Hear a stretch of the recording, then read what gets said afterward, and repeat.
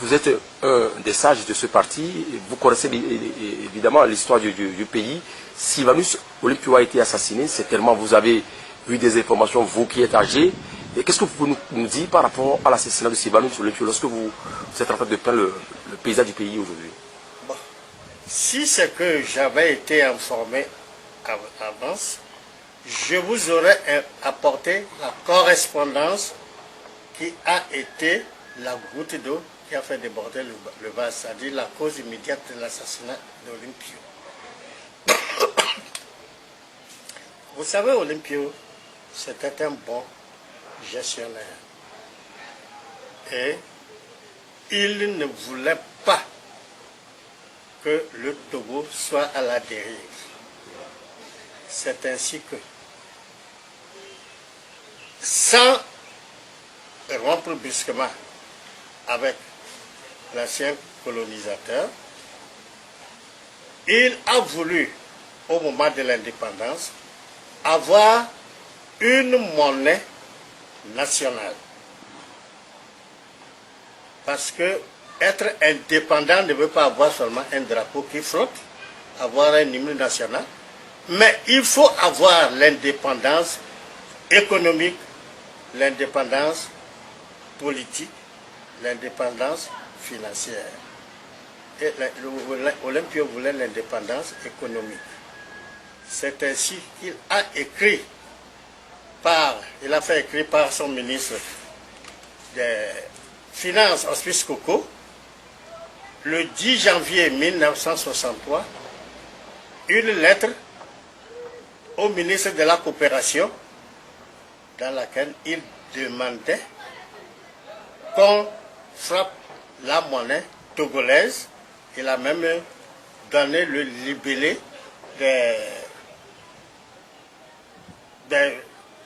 du montant de chaque, par exemple les billets de 10 000, 5 000, etc. et les pièces. Le 10 janvier 1963. Il devait aller à la conférence de Monrovia. Et de retour de Monrovia, il devait sortir de la zone CFA. Il aurait déjà sa monnaie. Je vous donnerai la lettre pour que vous puissiez informer les gens. Quand la lettre est arrivée en France, c'était au temps de De Gaulle et Foucault, ils se sont dit que ça, c'est un tsunami. Parce que ce petit pays auquel on vient d'accorder l'indépendance, s'il bat sa monnaie, les autres pays francophones vont l'imiter. Donc, il faut tuer, il faut casser l'œuf. C'est ainsi que les consignes ont été données de Paris à l'ambassadeur Métrier, l'ambassadeur de France au Togo ici, à Lomé, de tout faire pour que Olympio ne soit plus vivant avant de pouvoir quitter le Togo et aller encore à Monrovia. La lettre les consignes étant arrivées, Jacques Faucard même s'est déplacé pour venir s'installer à Cotonou pour superviser l'exécution. C'est ainsi que l'ambassadeur de France, immédiatement, devait aller informer tous les Français qui étaient à la CTMB. Et en passant, il avait rédigé un mot, un manuscrit, qu'il avait mis dans une enveloppe mal fermée. Et en passant devant la gendarmerie, il s'est arrêté, il a interpellé un gendarme pour remettre la lettre au commandant Métrier qui commandait toute la gendarmerie du Togo. Donc, le commandant Métrier était sorti. C'est mon oncle maternel, Namiyapte Lolé, qui était le serviteur du commandant Maîtrier.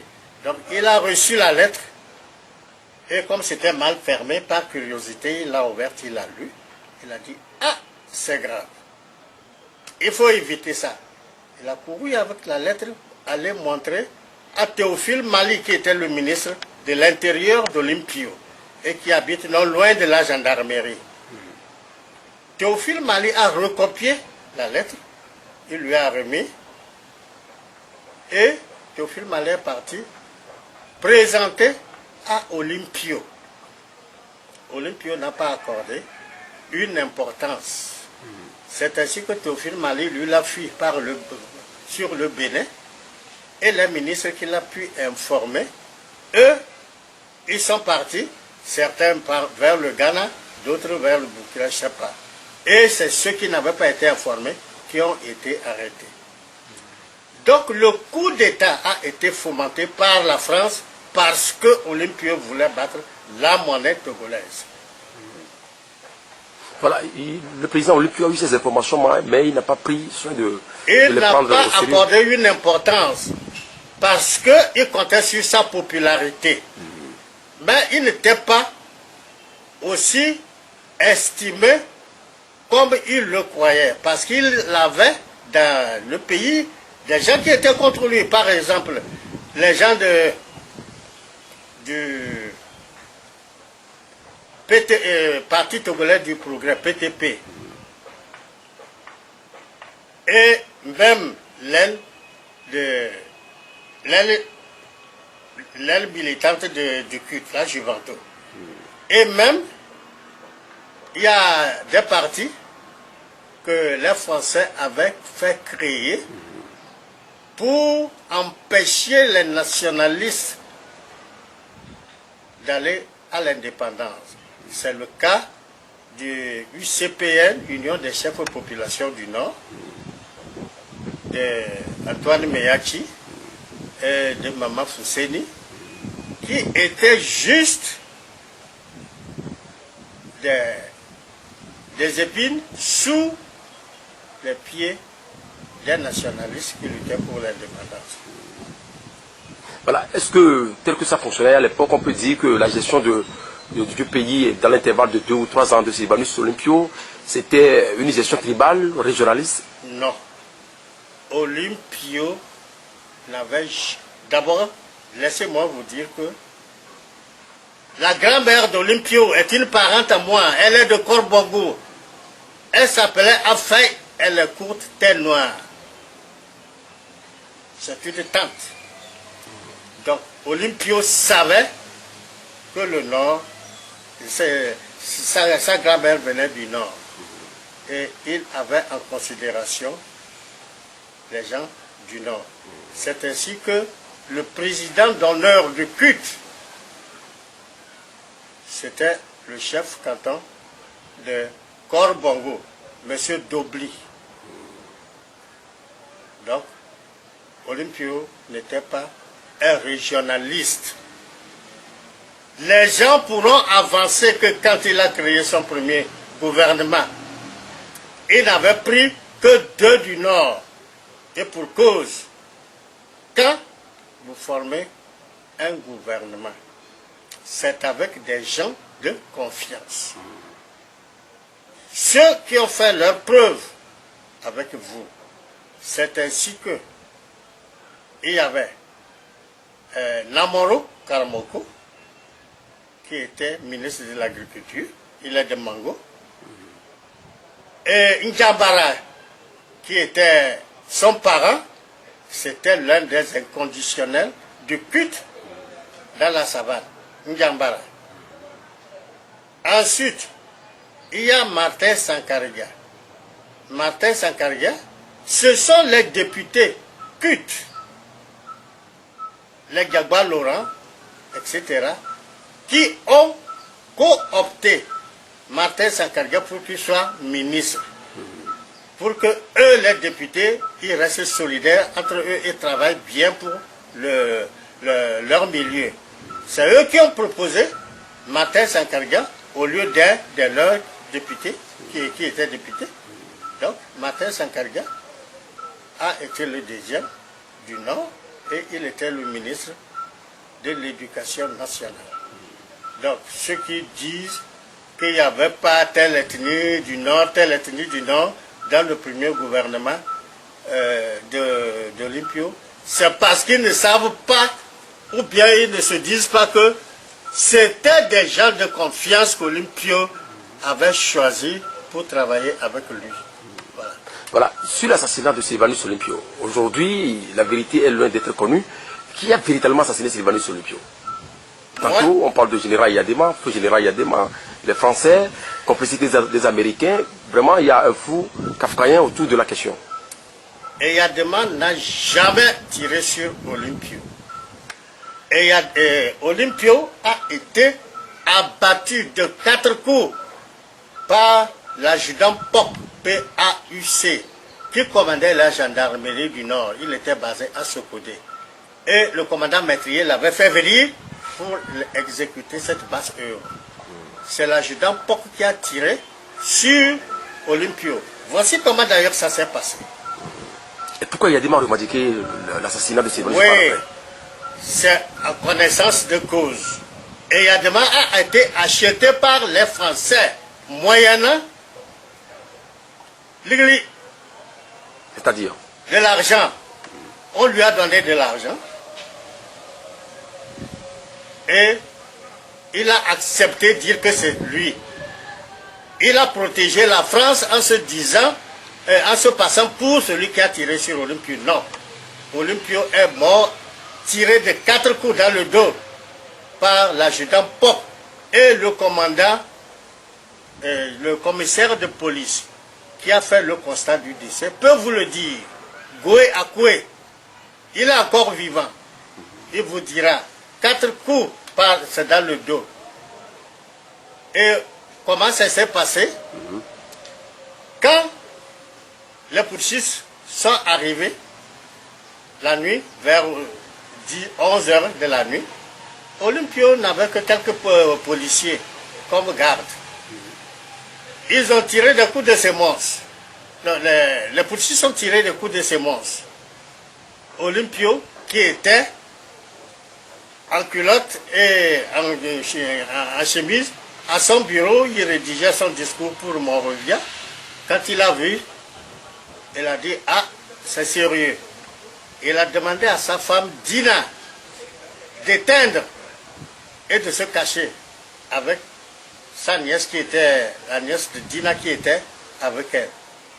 Et lui, il a ouvert la fenêtre qui donne sur l'ambassade des États-Unis, il a sauté par là, allait se cacher dans un véhicule de l'ambassade.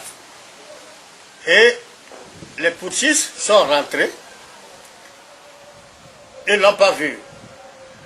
Ils ont fouillé la maison, ils ont tout fracassé. Et Dina a toujours dit que elle ne sait pas où il est parti. C'est ainsi qu'ils sont ressortis bredouilles. Et il fallait aller rendre compte. Donc, arrivés au camp, ils ont rendu compte à Maîtrier et à l'ambassadeur, et c'était l'embarras total. Entre-temps, vers 6 heures du matin, l'ambassadeur, c'était, je crois, Léon Poulada des États-Unis, qui a son ambassade à côté, s'est dit que les coups de feu qu'il tirait, il a l'impression que c'était au niveau de son ambassade. Il faut qu'il aille voir. Il s'est dépêché. Dès qu'il est rentré avec son chauffeur pour garer, Olympio sort en culotte et en chemise et l'interpelle. Il s'approche, Olympio lui dit sa vie est en danger, de le protéger. Et l'ambassadeur dit, t'en fais pas. Je retourne chercher les clés du consulat pour venir t'abriter. Et en retournant, il aurait téléphoné à l'ambassadeur des États-Unis, Léon Poulada, pour lui dire que ça ne va pas, il y a Olympio qui est menacé et qui se cache dans un véhicule dans son ambassade. L'ambassadeur de France, de France lui aurait répondu de ne pas s'en mêler, que c'est une affaire togolaise et qu'il s'en occupe. C'est ainsi que l'ambassadeur de France a informé le commandant Métrier, c'est-à-dire le putschiste, qu'Olympio se cachait dans un véhicule dans l'enceinte de l'ambassade des États-Unis.